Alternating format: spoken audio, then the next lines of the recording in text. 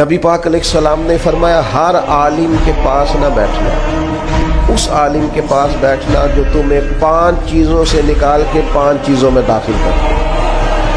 یا رسول اللہ صلی اللہ تعالیٰ علیہ وسلم کون کون سی؟ تو حضور نے فرمایا اس عالم کے پاس بیٹھنا جو تمہیں شک سے نکال کے یقین کی طرف لے آئے۔ دوسرا، وہ تمہیں ریاکاری سے نکال کے اخلاص کے زمرے میں لے آئے۔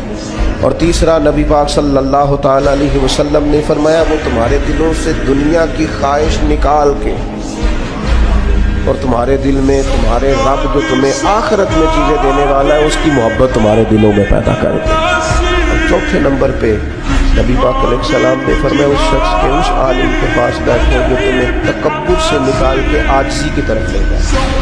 اور پانچواں، اللہ کے محبوب علیہ السلام نے فرمایا اس عالم کے پاس بیٹھو جو تمہیں دشمنی سے نکالے اور خیر خواہی کی طرف لے جائے، جس کے پاس بیٹھنے سے عداوتیں نہ بڑھیں بلکہ تمہارے دل میں خیر خواہی کا جذبہ۔ یہ 5 چیزیں خود رسول کریم نے بیان فرمائی۔